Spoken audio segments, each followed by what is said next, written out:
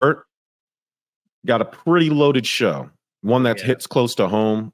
James Harden acting wild out there in China. I like it. I do. I really do. It's about time players started holding management accountable for either their dumb decisions or the dumb promises they've made and not followed through. So I am all about this. I'm not. Rightfully so. Listen, I don't have a horse in this race, though. Yeah. You do. So let's hear it. So James Harden took a pay cut in the last season. Wanted, I guess, supposedly, according to whatever report you want to follow, said that he took that pay cut, which was very curious because if he wanted to leave, it would have been better for him to just leave and not sign the extension. But then he ended up taking a pay cut, I guess, with the promise, according to him, that he would get a trade out of Philadelphia in the next offseason, whether the Sixers won or not, whatever. Apparently, the Sixers' stance was, we didn't make you a promise of anything. We said we would seek a trade. We didn't get anything that we thought would be equal value. So now we're not trading you. I guess James Harden took it as, no, you're definitely going to trade me. I don't know what the real story is. What I do know, Bert, is the same thing I've always said. I go by history. History will always tell you the future, period.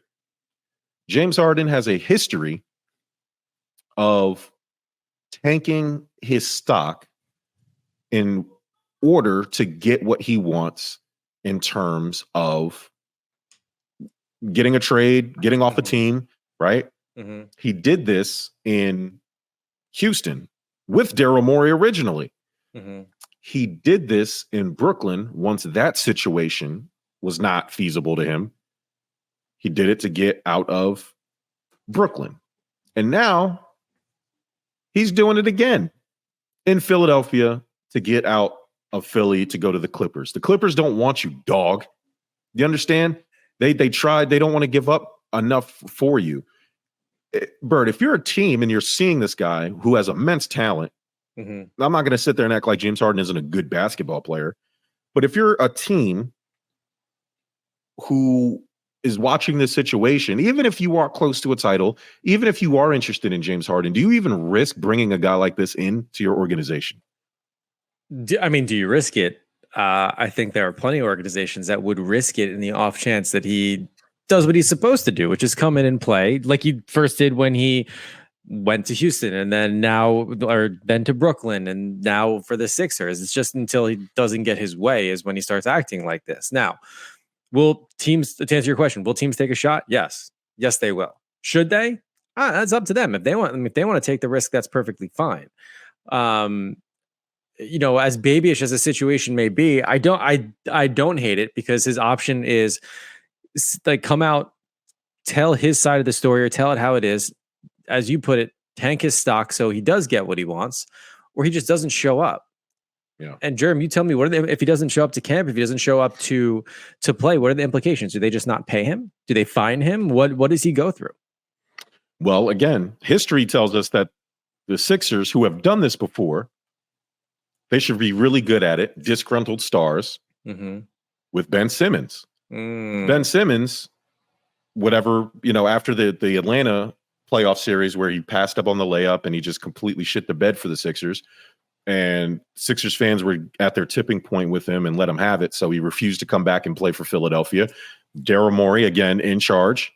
What did he do? We're not going to trade you unless I get something that I think is worth it. And at the time, his thing was James Harden. And I'm going to circle back to that. James. So what did the Sixers do? They did not pay him. For every day you're not coming to work, you're not getting paid for that day, and we're going to fine you. Cost Ben Simmons millions of dollars, which he tried to recruit back by saying he had mental health issues or whatever, he was going to counseling, whatever. He tried and he failed. He didn't get his money. So the Sixers have a blueprint to how to handle this.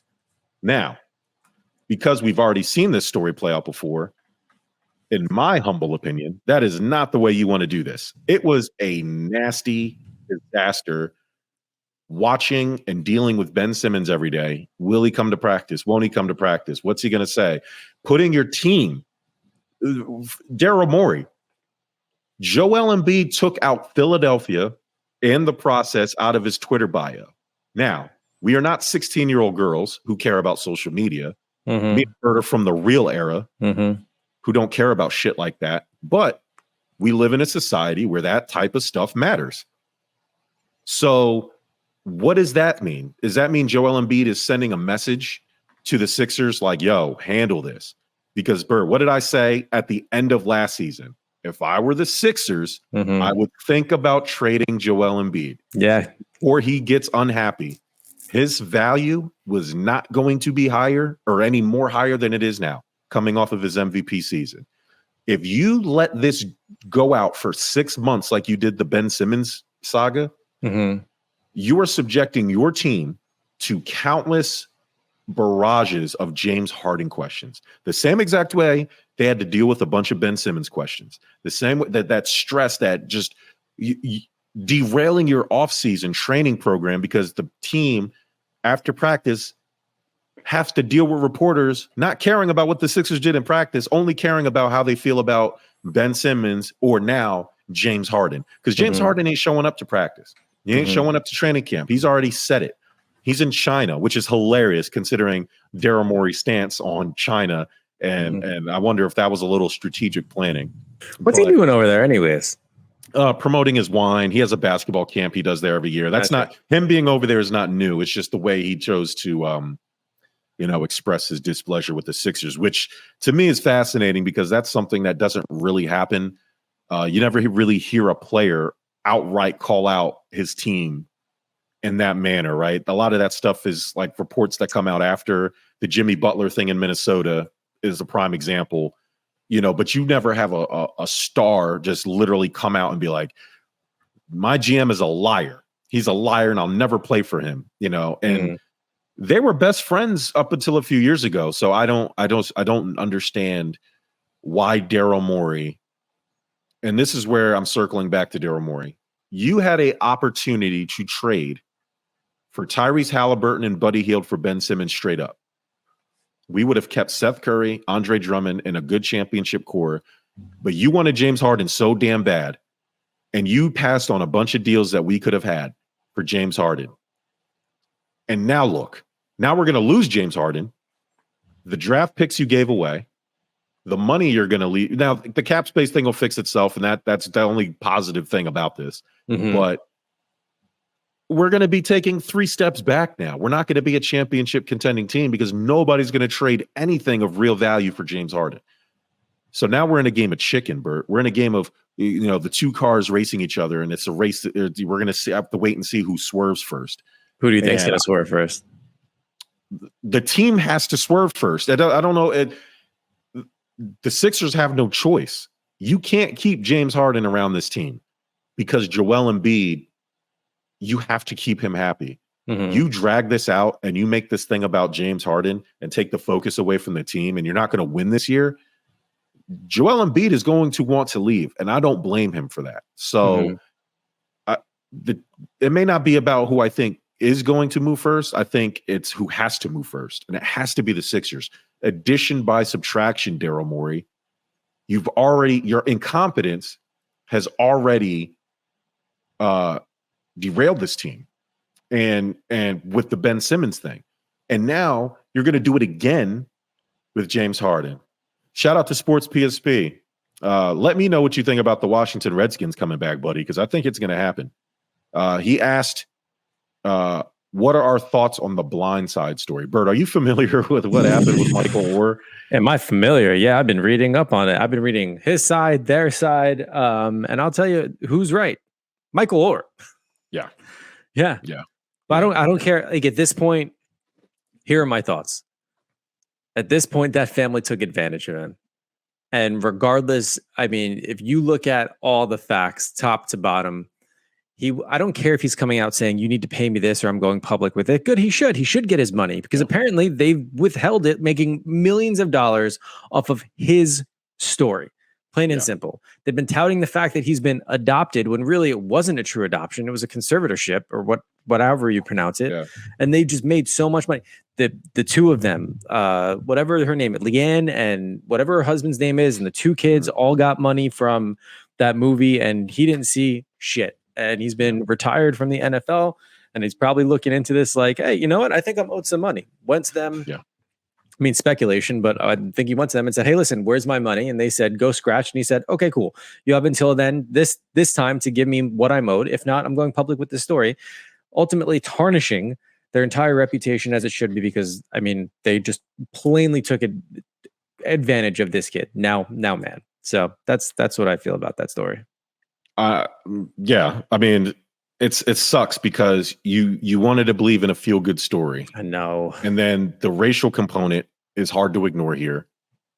I know a lot of people hate when we, and a lot of most people say, why do you have to make it about race? Because it's about race, man. Much about race. Yeah. This kid couldn't read in high school or starting high school. You know what I mean? Like, they knew what they were doing. Mm-hmm. And here's the thing. He's going to win this lawsuit. Oh, yeah.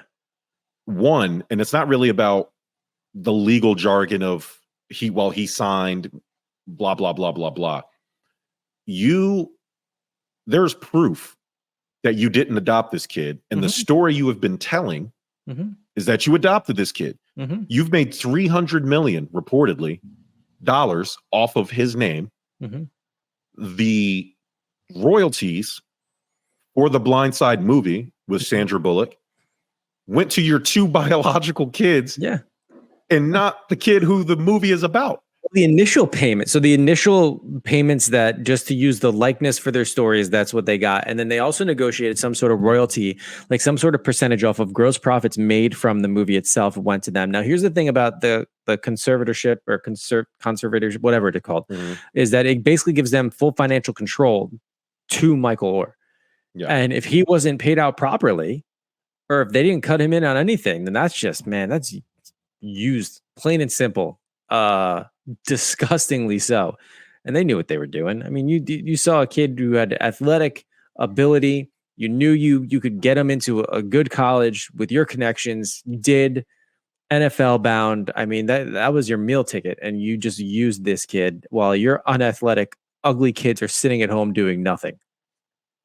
Michael Orr saved your buck-toothed kid from a car accident with his forearm. I feel like you owe him a little bit more than, it's, I'm trying to find exactly what it is his, but it says Michael Fletcher of ESPN alleges that according to a Tennessee court filing, that the central element of his personal story was a lie, and one that was concocted by the family to enrich themselves at his expense.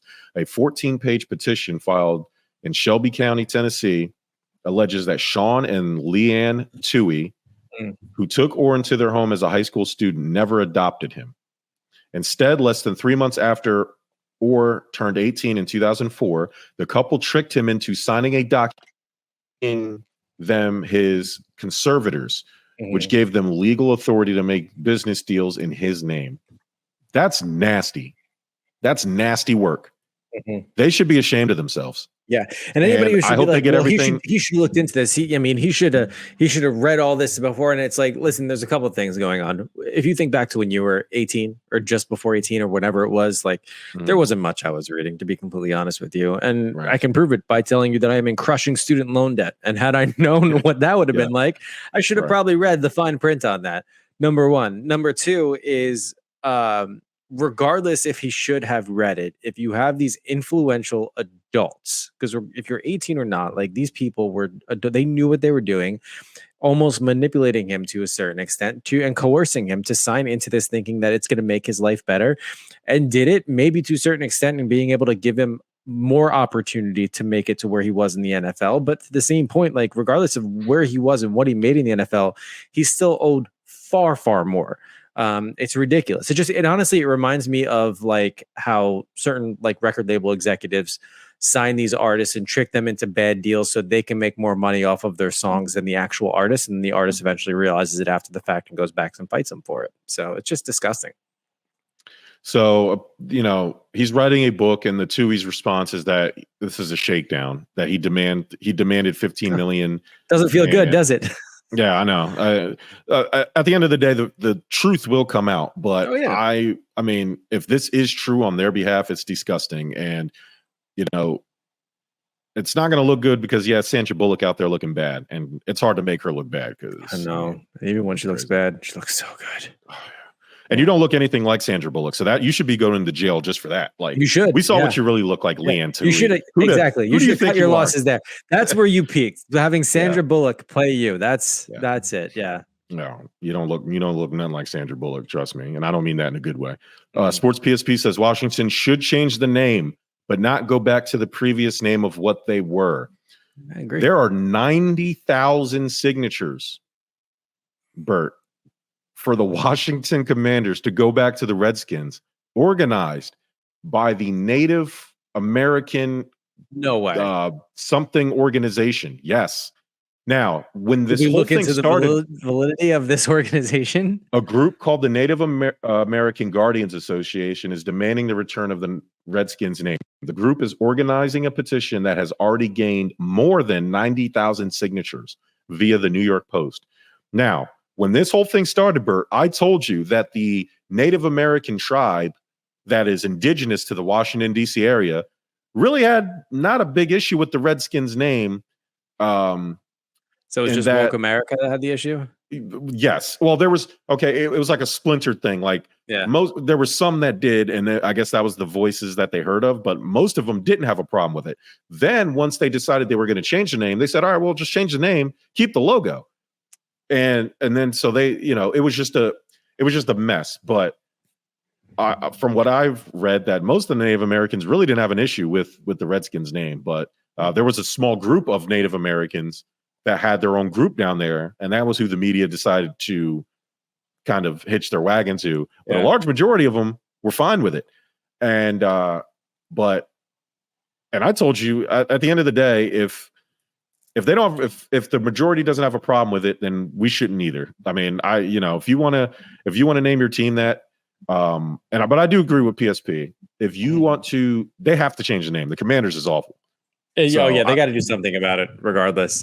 Go back to the Redskins or do something, or go do something else. I don't care, but the Commanders ain't it.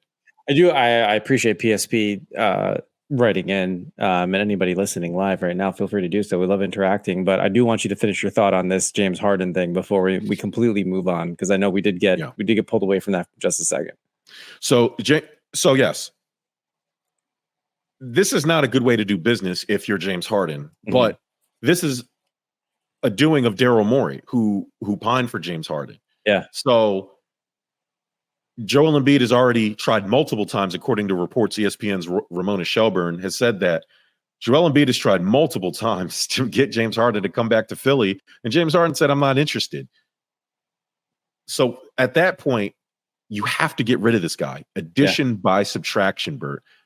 Pennies on the dollar. Who gives a shit? Like Daryl Morey, you playing hardball is what got us into this mess in the first place. You have to be the one to get us out of it. Daryl Morey should be fired. This is my thought. We are no better, or we are no worse off than we were when Brett Brown and Elton Brand were in charge. We were winning 50 plus games and getting bounced in the second round of the playoffs. Ain't shit changed. Daryl Morey, extremely overrated as a general manager. People in Philly thought he was the savior. He's never reached the conference finals, or he's reached the conference finals, never reached the NBA finals. He's never done anything of note. The only thing he had tied to him is getting James Harden. And so, but he gets this pass for being some great guru general manager guy. And it's just simply not true. Not only should James Harden no longer be on this team, Daryl Morey should not be on this team. And they need to get rid of him before he costs us Joel Embiid. Now, I said get rid of him, though. Like, let's say the organization fires Morey for causing this shitstorm, right? Do you think Harden would then play for the Sixers? Or do you think he truly just wants out? I think his chances of playing for the Sixers, disgruntled or not, or playing for the Sixers disgruntled, are better without Daryl Morey. Yes. Do I think he would still want to leave Philly? I think his heart is dead set on playing for the Clippers for whatever reason. Yeah. But the Sixers aren't going to give him the $200 million deal that he's looking for. Mhm. At 36 years old, I don't know if I'm giving it to him either. Bert, I try to tell these people, I didn't want James Harden to begin with. Didn't I say that? Didn't when You this did. whole You thing called him started? fat and slow on numerous occasions. His style of basketball is just not enjoyable. It's not winning basketball. I've said that from the beginning. Now, once he got here, I tried to make lemonade out of lemons. All right, he's here. Here's how he can fit. Now, to his credit, he changed his playing style to fit what Joel Embiid did. The problem is these guys fall apart in the playoffs, and our roster construction around those two wasn't deep enough. But now it's over now. Like this superstar, super team thing that they're trying to do. Look at Denver. Denver doesn't have multiple stars on this team. They have one superstar and they have all-star talent around him, or up to all-star talent around him. Tyrese Maxey can be Jamal Murray. Now let's get some shooters and guys who fit around our two players to make it work. The Nuggets are good because they have one megastar that everything goes through who adapts to everybody else's game, and a point guard who is capable of filling the gaps. We don't need two alpha males on here fighting for whoever's going to have possession of the ball, period. And so we need defined roles on this team. We need unselfish players on this team, and we had that. And for some reason, Daryl Morey wanted his boy. And now look what he did. And for that, he must pay with his job, because he's going to ruin the Sixers for the next 10 years, because the Sixers aren't going to be any closer to winning a title next year. Joel Embiid is going to want out, and the Sixers are going to be fucking stuck with Tyrese Maxey and Tobias Harris, and it's going to suck. So I don't know what the Sixers are going to do. They have to get rid of him. They have to, period. And that's just the way it is. All right, before we move on, Bert, we're powered by Fast Break Coffee. Did you know that? I did, yeah. www.fastbreak.coffee. Promo code GETMyFix to get you 10% off and free shipping. We have wonderful flavors on there. Go ahead and check it out. Rave reviews on that thing. If you would hop on the Googles and leave us a 5-star review on Fast Break Coffee, that'd be dope, and I'd appreciate it.